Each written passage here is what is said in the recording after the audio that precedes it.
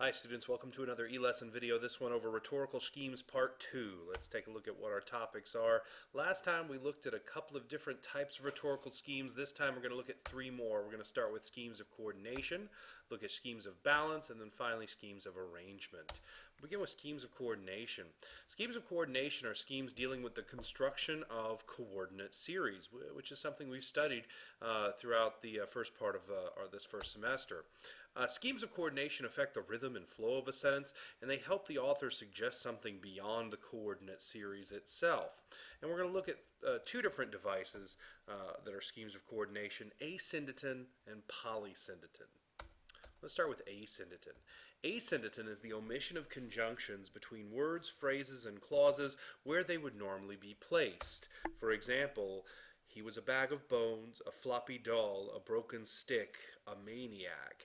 We would normally write this coordinate series as he was a bag of bones, a floppy doll, a broken stick, comma, and a maniac. But the author, Jack Kerouac, has chosen to omit that conjunction in our coordinate series. And what this does is it suggests spontaneity of thought, as though the narrator doesn't know where his list will end. He is perhaps just mulling this concept over in his mind, because that final conjunction triggers that our coordinate series has come to an end. So by removing the coordinating conjunction, we're suggesting either that we don't know where the list is going to end, or perhaps that the list has no end. Here's another example. This is from a film called Double Indemnity. Why? They've got 10 volumes on suicide alone. Suicide by race, by color, by occupation, by sex, by seasons of the year, by time of day. And the character, Edward G. Robinson's character, actually goes on and on and on. I had to cut it for time. And once again, if we had used this as a normal coordinate series and used the conjunction and, it would have come before that last item in the series. But the author, the screenwriter, I suppose, chose not to do this. And it suggests again that this list could go on, as though there are so many different categories of suicide or whatever they were talking about here. Asyndeton, in addition to suggesting spontaneity and that the length of the list could go beyond what the speaker states, rhythmically, sentences featuring asyndeton just move more quickly. So that's perhaps another reason why you might choose to use asyndeton in your writing. With the opposite, we have polysyndeton. Polysyndeton is the placement of unnecessary conjunctions between words, phrases, and clauses where they would normally not be placed. For example, from Cormac McCarthy's The Road, he pulled the blue plastic tarp off of him and folded it and carried it out to the grocery cart and packed it and came back with their plates and some cornmeal cakes in a plastic bag and a plastic bottle of syrup. Here we have the repetition of the conjunction and, where it really doesn't need to be. See, I've gone back and replaced all of those ands with commas that would normally be there. He pulled the blue plastic tarp off of him, folded it, carried it out to the grocery cart, packed it, and came back with their plates, some cornmeal cakes in a plastic bag, and a plastic bottle of syrup. So that's how it would traditionally be written, just following normal rules of grammar. But by using the redundant coordinating conjunctions in here, the and, the and, the and, the author wants to sound sort of deliberate, sort of enhancing this feeling of routine that this character seems to have. It's as though he's done this before, pulling off the tarp and folding it and carrying it to this. So it's sort of giving this feeling of a step-by-step process that this character has followed many times before. Here's another example of polysyndeton from Gatsby, which we're going to read. By 7 o'clock the orchestra had arrived, no thin five-piece affair, but a whole pit full of oboes and trombones and saxophones and viols and cornets and piccolos and low and high drums. You can hear I kind of run out of breath there. That's literally what reading these sentences out loud does to you. It just kind of tumbles and tumbles and tumbles. And in the second version, you see that I've removed all the redundant ands and replaced them with commas. Once again, this enhanced something that the author is suggesting beyond literally what he's stating. By adding in all of those redundant and this, and this, and this, it enhances the effect that the series is a long series, which we've talked about earlier this year, the effects of using long series, the series of 5 or more, how overwhelming that sounds. It makes the overwhelmingness of this series sound even more overwhelming. There's that and this, and this, and this. And it's very effective here to to demonstrate that this wasn't just any old party with a house band. This was Jay Gatsby, who we'll learn about when we read the book, when he threw parties, he would hire full-blown orchestras. Now let's take a look at schemes of balance. These are schemes dealing with parallel construction, which is something we've also studied this year. The schemes of balance emphasize the relationship between those corresponding grammatical units, and it also helps add clarity between related terms. In addition to this, it can create pleasing rhythm when read.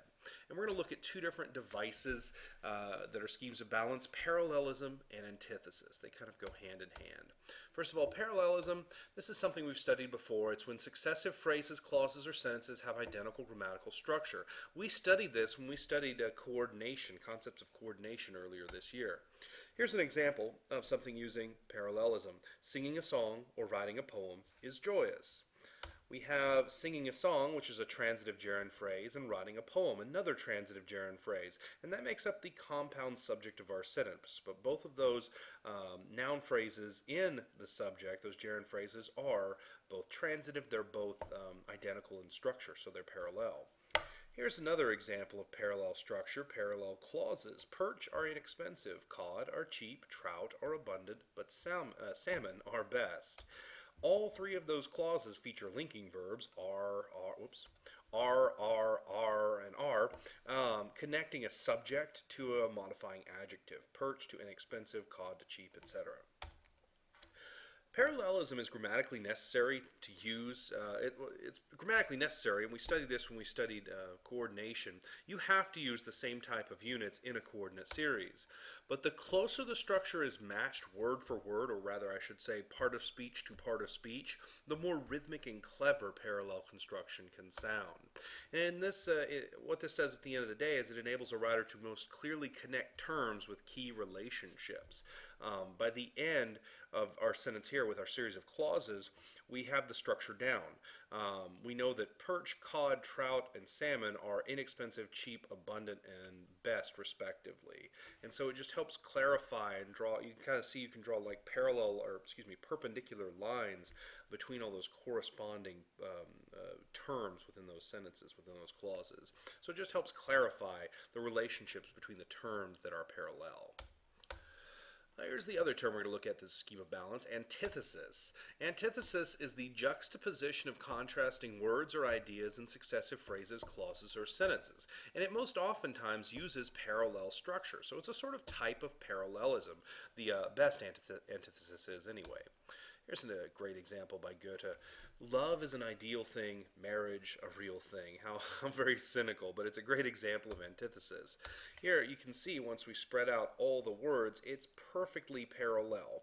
Love is an ideal thing. Love, marriage is an ideal, real thing.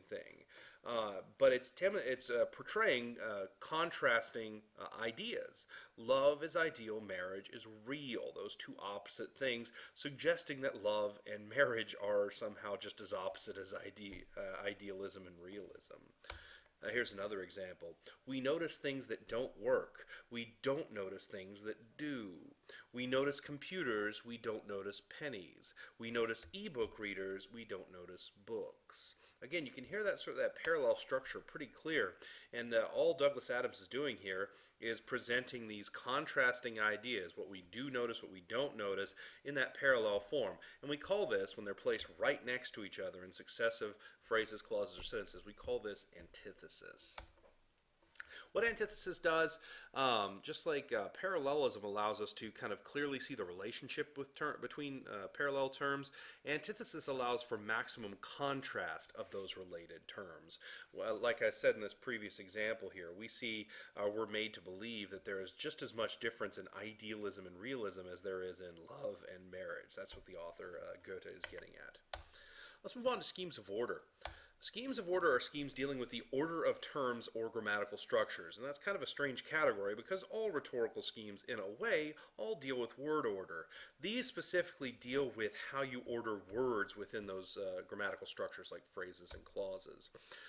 Schemes of order emphasize relationships between corresponding grammatical units. They add clarity, and they once again create pleasing rhythm. Schemes of order work much like schemes of balance do. And we're going to take a look at three different schemes of order: chiasmus, antimetabole, and hyperbutton. We'll start with chiasmus. Chiasmus is the repetition of grammatical structures that use inverted order. The repetition of grammatical structures in inverted order, as opposed to parallelism, which is the repetition of grammatical structures in the same order over and over again. Here's an example of what I mean. By day the frolic and the dance by night. It's a quote from Samuel Johnson. What we have here is by day, giving us a little prepositional adverbial prepositional phrase, when, by day, what is it, the frolic, followed by the thing, the dance, and the when by night. So when, the thing, the when. And that is what I mean by repeating grammatical structures in inverted order. Here's another example. Swift as an arrow flying, fleeing like a hare afraid. Again, we have opposite grammatical structures. Swift, an adjective, as an arrow flying, noun, participle. Fleeing, participle, like a hare, noun, adjective. So you can kind of see they line up in a crisscross pattern, which is actually where the term chiasmus comes from. It comes from the Greek letter chi, which means X. Swift lines up with afraid because those are two adjectives. Fleeing lines up with flying. They're both adjectives. They're participles. Okay, so that's chiasmus. Chiasmus can also be the repetition of ideas in inverted order. It doesn't necessarily have to be grammatical structures. Here's an example from Shakespeare. But oh, what damned minutes tell he, or who dotes yet doubts, suspects yet strong loves. To dote, you see here in my yellow, to dote means to express fondness on someone. To doubt, of course, means to question them. Yet we have in the next clause here, to suspect, that means to question, and to love, of course, means to have fondness for them. So we see this kind of crisscross pattern here. Who loves yet questions, questions yet loves, if you translate that into its synonyms. Here's another example. This one's from the book of Matthew. There's a lot of chiasmus in the Bible. Here we go. Give not that which is holy unto the dogs, neither cast ye your pearls before the swine, lest they trample them under their feet, and turn again, and rend you. This is kind of a complex chiasmatic structure because we actually have multiple elements to consider here. First of all, the first part, do not give what is holy to dogs, and do not throw away your pearls before swine. But then it continues by talking about lest they, the swine, trample them, meaning the pearls, under their feet, and we go back to the dogs that we began with. The dogs turn again and rend you. So we have sort of an ABBA structure, which a lot of rhetoricians use to kind of figure out whether something is chiasmatic structure. You can kind of treat it like rhymes in poetry. We can look at that as an ABBA structure because of what it deals with. Dogs, swine, swine, dogs. Okay, so that is chiasmus. Just one final illustration of what parallel structure looks like. This was a good example of parallel structure. He knowingly led and we blindly followed. He knowingly led, we blindly followed. Subject, adverb, verb, subject, adverb, verb. Here is that same sentence in chiastic structure. He knowingly led and we followed blindly. Once again, we have both of them start with a subject, but then we have an inversion of the adverb verb. Subject, adverb, verb, subject, verb, adverb. And the fact that we can move the adverb around the sentence helps us do this. That's an illustration of chiastic structure. Here's kind of a visual representation of what parallel structure looks like as opposed to chiastic structure. He knowingly led. You can see that moves along one straight line, horizontal line. We blindly followed. That would move along another parallel horizontal line. Whereas the chiastic structure does create that sort of cross shape. He knowingly led, and then we followed blindly. He and we both started off there. Followed and led, those are both our verbs down here at the bottom, and both of our adverbs are here at the top. So you can see how they kind of crisscross one another. Moving on from chiasmus, we have antimetabole. Once you understand chiasmus, antimetabole is really easy to get. Antimetabole is a type of chiasmus where the words themselves are repeated using inverted structure. Women forget all those things they don't want to remember, and remember everything they don't want to forget. There's a great example there. Here's another one from, Bob Dole back in 1996. A government that seizes control of the economy for the good of the people ends up seizing control of the people for the good of the economy. A lot of us have heard this sort of structure before. And what anti-metabole allows us to do is it combines the effects of those schemes of order that we're looking at here and those schemes of repetition that we looked at in our previous E-lesson, anaphora and epistrophe. It allows us to emphasize those words that are repeated, and it also gives us the same effects of schemes of order by demonstrating the contrast between the related terms there. Finally, let's look at our last scheme for this E-lesson, hyperbutton. Hyperbutton, rather, is just inversion of normal word order. Here's an example from W.B. Yeats, and Yeats is an Irish poet. Hyperbutton is used by a lot in poetry. And a small cabin build there, of clay and wattles made. It's kind of a strange sounding sentence. In fact, to a native English speaker, that sentence is kind of really hard to decode at first. What he's really saying is, and build a small cabin there made of clay and wattles, whatever that is. And that must be Irish or something. But he does this in a very unique way by inverting the standard SVO order of English. Build a small cabin, the verb object, he has the object and then the verb. Here's another example translated from Aristotle. One swallow does not a summer make, nor one fine day. If we were to put this in normal word order, it would be one swallow, like the bird. One swallow does not make a summer, nor one fine day.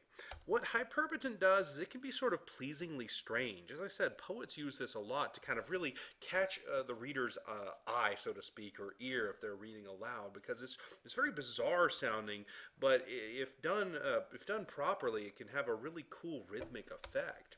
And it also does this. It emphasizes that term that you moved, that you took out of order and placed in the front. It actually emphasizes that term.